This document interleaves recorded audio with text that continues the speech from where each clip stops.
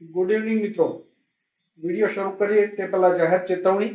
અમે SEBI register research analyst છીએ, પણ અહીં વિડીયોમાં કરવામાં આવતી કોઈ પણ વાત તે બાય કે સેલની ભલામણ નથી.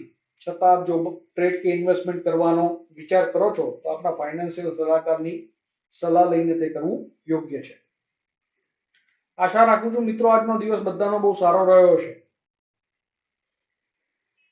આપણે જે એનાલિસિસ કરેલું હતું, જે વિચારધારા રાખેલી હતી, એક્ઝેક્ટ ડિટો ટુ ડિટો તે પ્રમાણે કામ થયું છે અને તે જ પ્રમાણે અંદાજે 150-150 પોઈન્ટ આપણને આજે મળ્યા છે.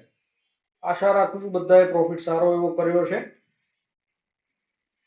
તમને કેવું લાગે છે, કામ કરવાની કેવી મજા આવે છે? કોમેન્ટમાં અથવા પર્સનલ વોટ્સઅપમાં. કેટલાક મિત્રો જોડાયેલા છે એમના તો સ્ક્રીનશોટ વગેરે આવે જ છે, પણ બધાના નથી આવતા. આશા રાખું છું બધા થોડું મોકલો તો અમને પણ મજા આવશે. બીજા નવા આઈડિયા સાથે બીજા વધારાના વિડીયો પણ અમને બનાવવાની પ્રેરણા મળશે.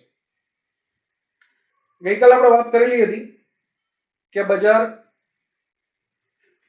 આ જે લેવલ છે 25,130-40 વસ્તુનું એ કાપે તો એની ઉપર જાય તો આપણે સારું કામ કરી શકીએ. ગેપ અપ ઓપનિંગ થયું, ગેપ અપ ઓપનિંગ બાદ એને સરસ રીતે કાપ્યું અને વન વે તેજી આપણને સીધી મળી લગભગ 240-50 સુધી.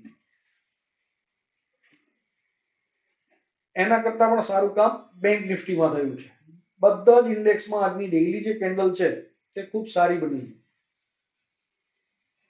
આ તમે જોઈ શકો છો. ગઈકાલે આપણે જે ચિંતા કરતા હતા અને આપણે ગઈકાલે વાત પણ કરેલી હતી કે આ નેગેટિવ કેન્ડલ બની છે તો શું આજથી સેલમાં બેસી જવું.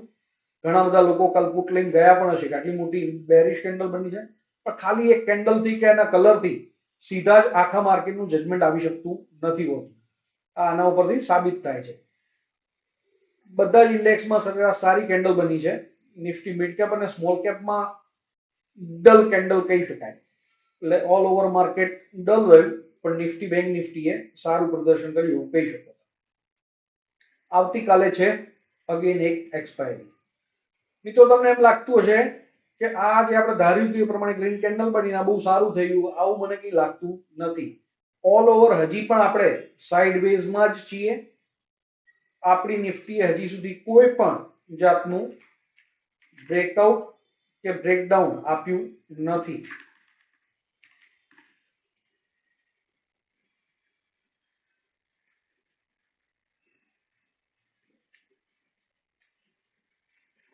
આપણે જે ગઈકાલ સુધી વાત કરતા હતા તેમ હજી પણ આપણે એક રેન્જમાં જ છીએ. આપણે એ રેન્જની બહાર નીકળ્યા નથી. પણ સારી વાત એ છે કે આજનું જે મૂવ છે અને આજની જે ઓપ્શન ચેન છે એ ક્યાંય ને ક્યાંય એવું પ્રસ્થાપિત કરવા માંગે છે કે આપણે ગઈકાલે ઓપ્શન ચેન જોયેલી હતી. ગઈકાલથી આપણે ઓપ્શન ચેન જોવાની શરૂઆત કરી છે. અહીંયા ડેટાને બે રીતે જોઈ શકાતું હોય છે કે આજે ગઈકાલે જો તમે જેને પણ મિત્રો અથવા કાલનો વિડીયો જોઈ અને આકલન કરી શકાય કે આજે ઉપરની રેડ કેન્ડલ છે ને એ બધી રેડ કેન્ડલ મોટી હતી, અહીંયા સુધી હતી, અને એમનું વજન એટલે કે કોલ રાઇટર્સનું વજન વધારે હતું. કોલ રાઇટર વધારે હોય એનો અર્થ શું થાય કે માર્કેટ મંદી તરફ જઈ શકે છે. અને આ આજે ગ્રીન કેન્ડલ્સ એટલે કે પુટ રાઇટર્સ એ લોકોએ વજન વધાર્યું છે. અહીંયા એનો ચેન્જ ઇન હોય એટલે આજે બદલાવ કેટલો થયો તો પુટ રાઇટર્સ ખૂબ વધ્યા છે અને કોલ રાઇટર્સ બધા અહીંયાથી ભાગ્યા છે. બેઝિકલી કોલ રાઇટર્સનો આજે ઉમેરો પણ નથી થયો. અહીંયા ઉપર આ બતાવે છે આપણને આ કેન્ડલ્સમાં કે અહીંયા એડિશન જ કોલ રાઇટર તરફ નહીં જેવું છે. તો એનો અર્થ એવો થાય છે કે કોલ રાઇટર એક્ઝિટ થયા છે અને પુટ રાઇટર આજ વધી રહ્યા છે, જે ક્લિયર કટ દેખાડે છે કે કાલે અહીંયાથી માર્કેટ બહુ સારું ઉપર જઈ શકે છે. હવે કાલે માર્કેટ કેવી રીતે કામ કરશે એની થોડી ચર્ચા કરવાનો પ્રયત્ન કરીએ. ચાર્ટ ઉપર ડ્રો કરીને સમજીએ કે આ કેવી રીતે કાલે પેન આઉટ થઈ શકે છે.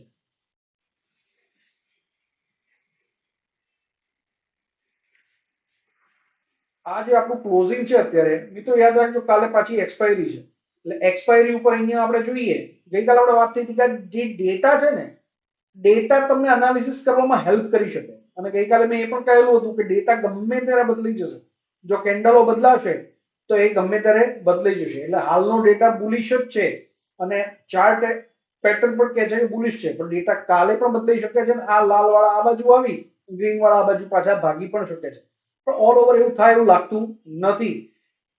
કાલે એક્સપાયરીના હિસાબે એક કોલ પુટ ઝીરો કરવા માટે બે સિનારીઓ બની શકે. જો સવારમાં જ મોટો મૂવ તમને આપી દે એટલે તમને બે લેવલ આપી દઉં કે સવારના જે 9:15 વાગે માર્કેટ ચાલુ થશે તો 9:15 થી 10 45 મિનિટમાં જે 15 મિનિટની 3 કેન્ડલ બને છે તે જો 260-70 ઉપર બંધ આપી દે, ફરીથી કહું છું, 3-15 મિનિટની કેન્ડલ એટલે કે 45 મિનિટ અને એનો ક્લોઝિંગ 260-70 વધીને 280 આસપાસ આવે તો કાલે માર્કેટમાં ત્યાર પછી 1:30-2 વાગ્યા સુધી કદાચ સાઇડવેઝ મૂવમેન્ટ થઈ જાય, પણ ત્યાર પછી બહુ સારી તેજી આવશે. અથવા બીજો સિનારીઓ કે કાલે થાય સીધું ગેપ અપ અને 25,300 ઉપર આપણે ક્યાંય ને ક્યાંય ક્લોઝ આપીએ 10-10:30 ની વચ્ચે, તે દરમિયાન થોડી વોલેટિલિટી થાય, 100-125 પોઈન્ટ ઉપર ખુલીએ, 25-30 પોઈન્ટ નીચે આવીએ, ઉપર જઈએ અને ત્યાં સ્ટેડી થઈ જતો ત્યાં તો એ ટ્રેડિંગ માટે સારું માર્કેટ નહીં રહે. મારી દ્રષ્ટિએ બેસ્ટ સિનારીઓ શું છે કે કાલે ઓપન માઇલ્ડ થાય, માર્કેટ ઓપન એકદમ માઇલ્ડ થાય અને અહીંયા આગળ ક્યાંય ને ક્યાંય કેન્ડલો બનાવે, એટલે કે 250 થી 220 ની વચ્ચે દર વખતે 40-50 પોઈન્ટની રેન્જ માર્કેટ સિલેક્ટ કરી લેતું હોય છે, તે પ્રમાણે માર્કેટ પોતાની એક રેન્જ બનાવે અને દિવસના અંતમાં એટલે 1:30-2 વાગ્યા પછી એ મુવમેન્ટ ચાલુ કરે તો એ મુવમેન્ટ બહુ સારી આવે ને વચ્ચે આ કોલ રાઇટર પુટ રાઇટર્સના જે હર્ડલ્સ છે ને એ આપણને ના જોવા મળે. હવે માર્કેટ અહીંયા પોઝ લઈ અને પછી ભાગે, પહેલા ભાગી પોઝ લઈ અને પછી ઉપર જાય કે ડાયરેક્ટ સીધું તમને 300, 350, 350 માર્કેટ મળે. ત્રણેય સિનારીઓમાં સરેરાશ માર્કેટ કાલે ઓલ ઓવર 25,400 આસપાસ જતું રહે તેવી સંભાવના બહુ વધારે રાખી રહી છે. તો દરેક મિત્રોએ લેવલથી કામ કરવું જોઈએ, શાંતિથી કામ કરવું જોઈએ, કોઈ જ ઉતાવળ કર્યા વગર. તમને ગઈકાલે વાત કરેલી હતી કે અત્યારે આપણા ઇન્ડિયન માર્કેટમાંથી બહુ બધા લોકો મૂવ થઈ રહ્યા છે, કેટલા બધા લોકો દુબઈ જઈ રહ્યા છે, ક્રિપ્ટો, ગોલ્ડ વગેરે વગેરે અલગ અલગ જગ્યાએ બધા પોતાના ઓપ્શન્સ જોઈ રહ્યા છે. શું કામ આવું થઈ રહ્યું છે? આજે આટલો મૂવ થયો છે પણ કોઈ પણ કોલ તમે પકડી લીજો 25,100, આજે ટેલિગ્રામ ચેનલ ઉપર એક પણ ટ્રેડ જ નથી આપ્યો. શું કામ નથી આપ્યો? કોઈ જગ્યાએ કોલના પ્રાઇસીસ મૂવ જ નથી થઈ રહ્યા, પ્રીમિયમ ખસી જ નથી રહ્યા. એવા સમયે જો હું કોઈ પણ જગ્યાએ તમને કોલ આપીશ તો બધા લોકો એ મેનેજ નહીં કરી શકે, ક્યાંય નુકસાન કરશે, જે આપણી ચેનલમાં આપણે થવા દેવાના નથી. એટલે કોલ નથી આપ્યા, ન ટ્રેડ કરવો એ સારું છે રાધર દેન નુકસાન કરવું. તો આ બધા પ્રશ્નો એટલા નડતરરૂપ છે, એટલે આવતીકાલે પણ જો તમે ટ્રેડ કરો તો આવતીકાલની એક્સપાયરીમાં ના કરતા 31 જુલાઈની જે આવતા ગુરુવારની જે એક્સપાયરી છે તેમાં કરવો. પણ ઓલ ઓવર આપણે ત્યાં મેનિપ્યુલેશન બહુ મોટું છે, એટલે કાળજીપૂર્વક કામ કરવું. કોલ અને પુટના પ્રાઇસીસ બહુ જ નીચે છે, આ તમે જોઈ શકશો. વચ્ચે પણ આપણે એક દિવસ ઇન્ડિયા વીક્સ જોયેલો હતો, આ અત્યારે 10.5 ઉપર આવી ગયો છે.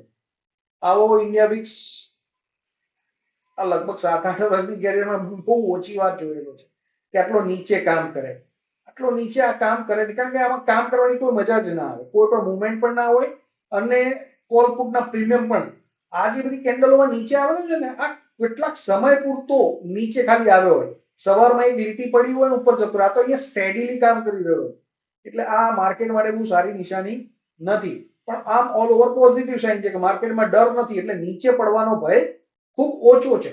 એટલે આપણે ઉપરની જર્ની અત્યારે સારી એવી કરી શકીએ એવી સંભાવનાઓ વધુ છે.